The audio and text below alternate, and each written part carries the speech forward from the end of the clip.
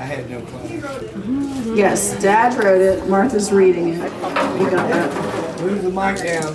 There you go. More. Maybe a little further. She's shorter than me. Yeah, that one, that's right. Well, yeah, there's a say. Everybody's tall as my grandma. You know? Okay, can you hear me?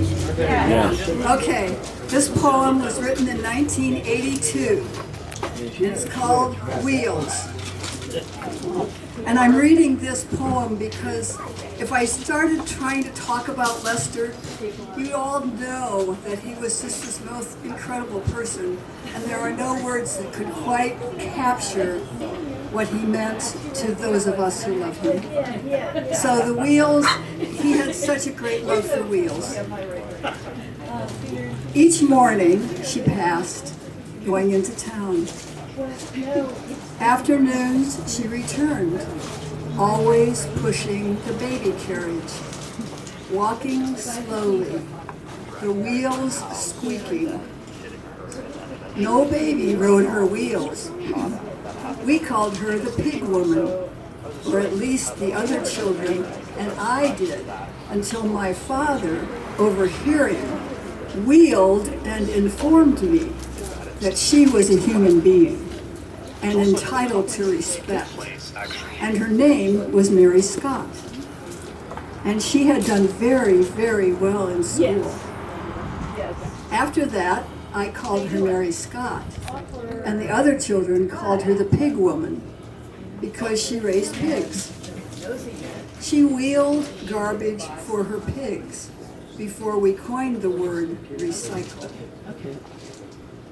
She wore tennis shoes, many, many dresses, 2 or 3 coats, and a headscarf.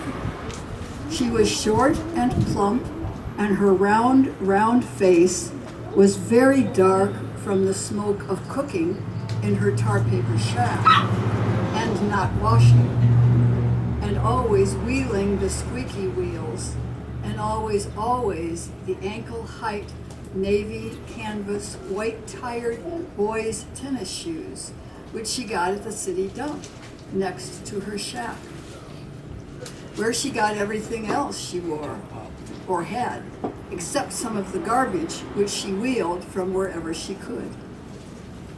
Her wheeled carriage, of course, also came from the dump. We children went often to the dump, walking, wheeling our bikes up the hill, and riding on the flat road. We went to scrounge, to scour the refuge for treasure. Leather golf bags yielded large, fine pieces for making all manner of things. National Geographics had half-naked faraway natives. But invariably, without exception, one thing we wanted was wheels. Mary Scott had wheels. She had a world of wheels. Whenever the upper part of her carriage yielded to the weather, she watched for a better one, but never returned the spent one. So her yard was a whirl of pigs and perambulators.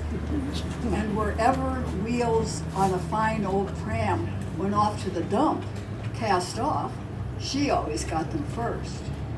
So we plotted how we would raid her yard for wheels.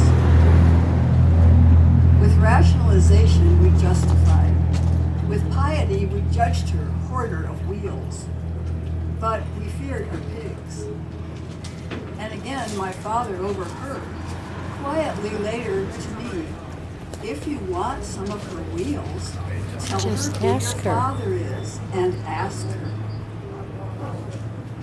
The next day, alone, shivering, only partly from the cold spring day, I stood at her door, the dump dominating my nose. An upended carriage nearby raised its wheels as an incentive. Timidly I tapped, and my small, soft knuckles made a soft, small noise. And all the while the wind slowly wound the wheels of the overturned carriage. I hammered harder, and this time she heard. I may have been her first visitor in 20 years. to muffled sounds of stirring. Once more I rehearsed my speech. Slowly the doorknob turned. Only slowly a frightened face emerged. Stammering, a frightened voice began. And when I finished, a long, long silence waited, while all the while, in two minds, wheels were slowly turning. And all the while, the wind slowly wound the wheels of the overturned carriage. And then, without a word, she came out, walked to a fine ball-bearing white-tired chassis, pushed it slowly to me, chancing my eye only once for an instant, and smiled shyly. And all that summer, I had the fastest wheels on the hill. Lester